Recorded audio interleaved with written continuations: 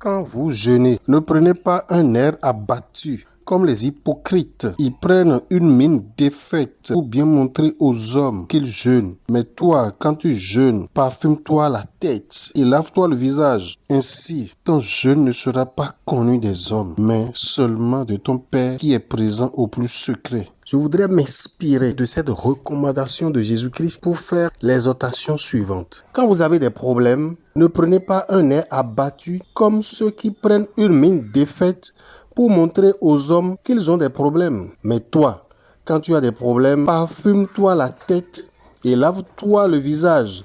Ainsi ton problème ne sera pas connu des hommes, mais seulement de ton Père qui est présent au plus secret. Il ne s'agit pas de faire la politique de l'autruche et de nier ses problèmes, mais nous devons garder la tête haute malgré le problème. Nous ne devons jamais nous laisser abattre par les problèmes. On n'a pas besoin de montrer à tout le monde qu'on a des problèmes, de raconter à tout le monde ses problèmes, de mal s'habiller. Parce que cette manière de faire n'honore pas celui qui se comporte ainsi et n'honore pas Dieu. Personnellement, pendant des années, je me suis comporté ainsi. Mais depuis un certain temps, j'ai compris que je ne suis pas obligé de ressembler à mes problèmes. Les gens ont des problèmes pires, mais restent dignes. Alors j'ai compris que ce n'est pas en étant abattu, en ayant une mine défaite, que les problèmes seront réglés. Au contraire, je dois garder la tête toujours haute, être souriant, soigner mon apparence, supplier le Seigneur et me battre pour m'en sortir. Conclusion, s'habiller de ces problèmes, avoir une mine défaite,